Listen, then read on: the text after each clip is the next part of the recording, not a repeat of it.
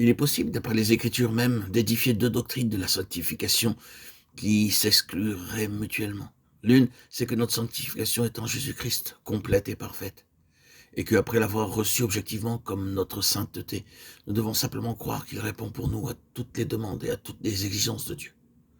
Nous ne sommes pas saints en nous-mêmes et nous nous préoccupons intensément de cette question de sainteté personnelle. Cela ne peut qu'être contraire à la foi et devenir une introspection ou une subjectivité malsaine.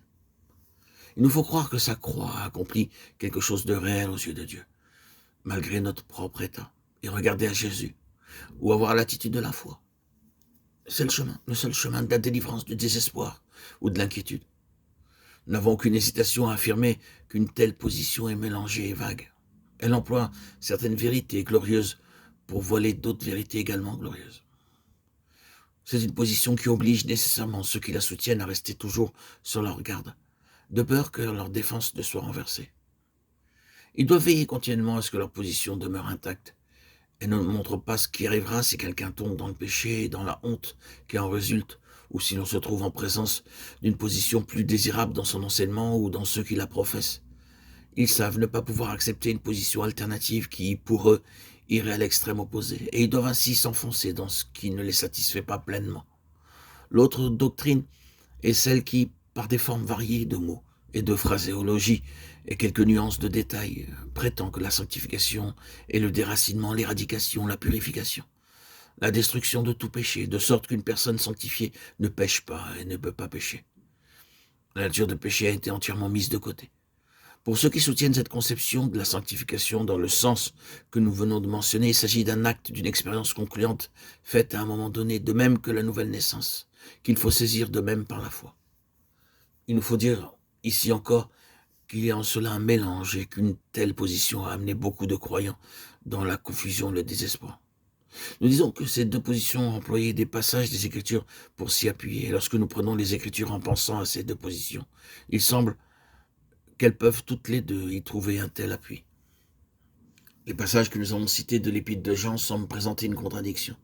Si nous disons que nous n'avons point de péché, nous nous séduisons nous-mêmes, et la vérité n'est point en nous. Celui qui commet le péché est du diable. Quiconque pêche ne l'a pas vu et ne l'a pas connu. Quiconque demeure en lui ne pêche pas. Quiconque est né de Dieu ne commet point le péché, il ne peut pécher. Il faut voir ces paroles comme étant toutes adressées à des chrétiens. Cela semble être prouvé par le verset 7 du premier chapitre de l'Épître de Jean. Si nous marchons dans la lumière, le sang de Jésus, son Fils, nous purifie de tout péché.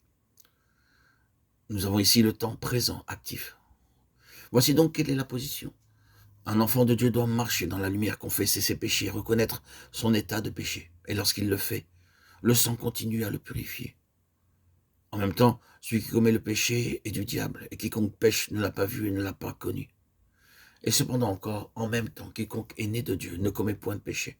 Il ne peut pécher.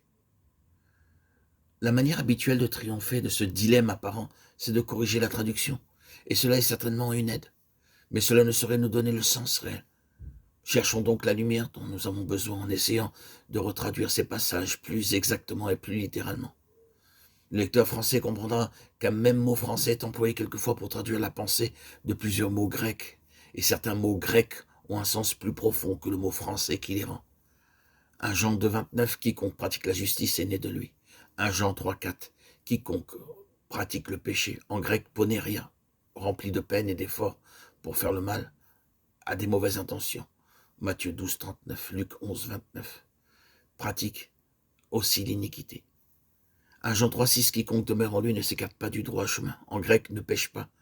Amartano, manquer le but ou le bon chemin. Ou bien, quiconque demeure en lui ne manque pas le but. 1 Jean 3, 7, celui qui pratique la justice est juste. 1 Jean 3, 9, quiconque est né de Dieu ne pratique pas le péché, ne manque pas le but. Parce que la semence de Dieu demeure en lui. Et il ne peut pécher. Pratiquer le péché, qui est une aberration morale. L'aide qui nous est donnée par la connaissance des termes qui sont réellement employés se trouve principalement dans le mot pratique, qui représente à la fois une marche habituelle et une action présente, toujours présente.